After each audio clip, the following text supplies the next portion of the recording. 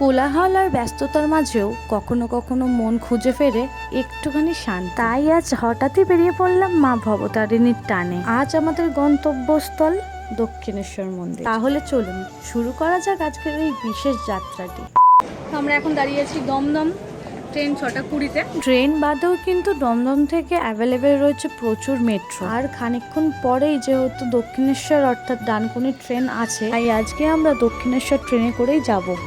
দমদমের কি অবস্থা, বাপরে বাপ!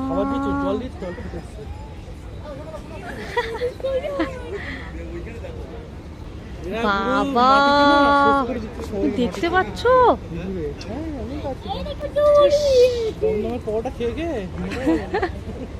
মানে এটা কি ইঁদুরের জন্য বানানো স্পেশাল? দমদমে আছে গাইস, আর দমদমের অবস্থাটা একবার দেখো। ইঁদুর ভর্তি, সব পালিয়ে যাচ্ছে, হয়ে গেছে খাবার। চলো চলো চলো।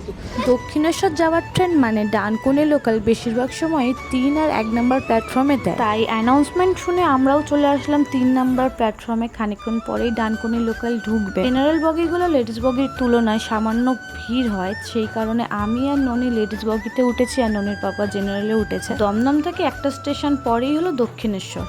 নেমে পড়েছি আমরা দক্ষিণেশ্বর।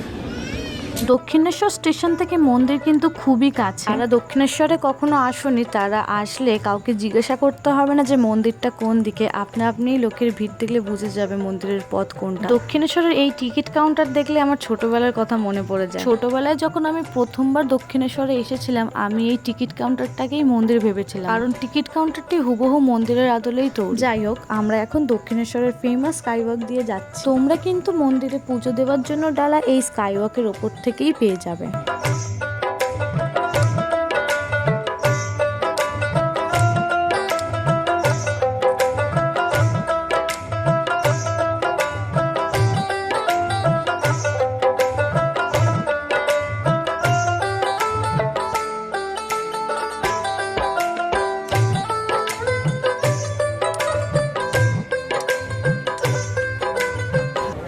টাকা, আর এইটা আলতা সিঁদুর মিষ্টি সব দিয়ে 50 টাকা। আর এইটা হলো আলতা সিঁদুর, বড় কাপড়, পদ্ম ফুল, একটা টিপ, সব কিছু দিয়ে একটা দড়ি, সব দিয়ে 101 টাকা। তোর যেটা নিই, আর এইটা নিবি 250 টাকা শাড়ি দিয়ে, তোর যেরকম ইচ্ছা। তাহলে 100 দুটো দাও। আগে দেখ জানালা পছন্দ কর। এটা একটা দাও, এটা একটা, এইটা একটা, আর এইটা একটা।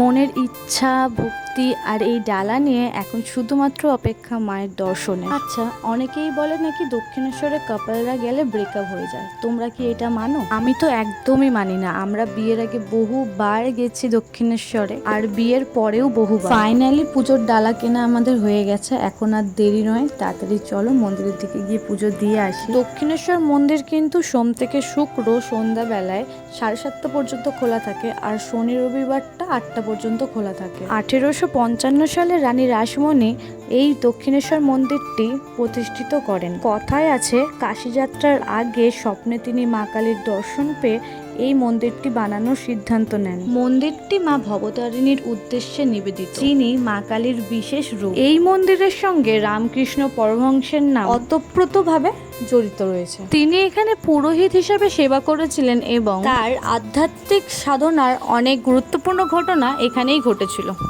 চলো ব্যাগটা জমা রাখি, ব্যাগ আর ফোন। এখানে ফোন রাখার জন্য 3 টাকা করে নেয়, আর বড় ব্যাগ জমা রাখতে হয়, ছোট ব্যাগগুলো না রাখলেও চলে। পুজো দিয়ে বেরিয়ে তোমাদের মন্দির দর্শন করাবো।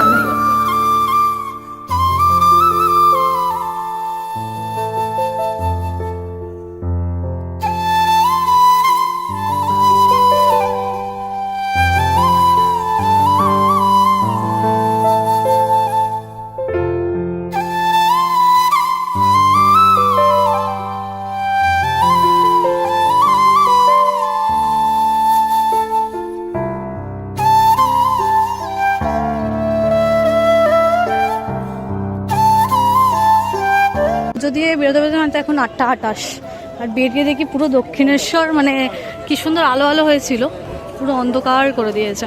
তা স্কাইওয়াকের দোকানগুলো বন্ধ হয়ে গেছে নাকি? তাই তো আমরা স্কাইওয়াকের ওপরে যে দোকান থেকে ডালা নিয়েছিলাম সেই দোকানে আমাদের জুতোগুলো রেখে এসেছিল। মন্দির থেকে বেরিয়ে দেখি স্কাইওয়াকের মেন গেটও বন্ধ। আমরা তো রীতিমতো ভয় পেয়ে গেছিলাম, এবার কি খালি পায়ে আমাদেরকে বাড়ি যেতে হবে নাকি। ডালা নেবার সময় ওনাদের দোকানের ওনারা কার্ড দিয়েছিল, সেই কার্ডের নাম্বার ছিল, সেখানে কল করে জানতে পারি ব্রিজের নিচ থেকে সোজা গিয়ে ডান দিকে একটি সিঁড়ি পড়বে, সেই সিঁড়িতে উঠলে আমরা স্কাইওয়াকে উঠতে পারবো। রাজচন্দ্রপুর ঢুকছে, রাজচন্দ্রপুর স্টেশনে আসার জন্য এত তাড়াহুড়োর কারণ হলো দক্ষিণেশ্বরে 8:49 পর সেই 10:49 ট্রেন। আর এই ট্রেনটা না পেলে আমরা কোনোভাবেই আমাদের বাড়ি যাওয়ার ট্রেনটা পাবো না, তখন বাড়ি ফিরতে অনেকটা রাত হয়ে যাবে, তাই আর কি তাড়াহুড়ো করা। এমনি দক্ষিণেশ্বর থেকে লাস্ট ট্রেন শিয়ালদার হলো 11টা। বাড়ি ফিরছি ঠিকই, কিন্তু মনটা যেন এখনো দক্ষিণেশ্বরের শান্ত পরিবেশেই আটকে গেছে। তোমাদেরকে তো বলাই হয়নি, আজ কিন্তু গোবিন্দাকে দেখেছি আমরা মন্দিরের ভিতর। যখন আমরা পুজোর লাইনে দাঁড়িয়েছি মন্দিরের ভিতরে, তখন দেখি উনি বেরোচ্ছেন। ছিল প্রচুর বডিগার্ড। মন্দিরের ভিতরে যেহেতু ফোন অ্যালাউ নেই, তাই তোমাদেরকে এই মুহূর্তটা আমি শেয়ার করতে পারিনি। তো বন্ধুরা এখন ঢুকছে আমাদের দমদমে, আর এটা হলো ডানকুনি লোকাল, মানে এই ডানকুনি লোকালে আমরা আসছি, আর এটা হলো একটা ডানকুনি লোকাল। ফাইনালি দমদমে নামলাম, আর এবার অপেক্ষা শুধু আমাদের বাড়ি ফেরার ট্রেনের। ননির পাপা গেল ওখানে একটু চা নিতে, আমাদের টি ব্রেক হবে এখন। চা না খেলে আমার যেন ঠিক পোষায় না, দিনে একবার হলেও চাটা খাওয়া আমার কাছে খুব জরুরি। তারপর একটু পরোটাও খেয়েছিলাম, আর পরোটা খেতে খেতে অ্যানাউন্সমেন্ট হয়ে গেছে আমাদের হাসনাবাদ লোকালে, তাই আর কি প্ল্যাটফর্মের দিকে রওনা দেওয়া। যাই হোক, সারাদিনের ঘোরাঘুরি, মায়ের দর্শন আর এত সুন্দর একটা দিন কাটানোর পর এবার একটু ঠান্ডা লস্যি দিয়ে এই দিনটা সাথে ব্লগটা শেষ করছি। দেখা হবে খুব তাড়াতাড়ি নতুন একটা ব্লগে, ততক্ষণ সবাই ভালো থেকো, বাই বাই।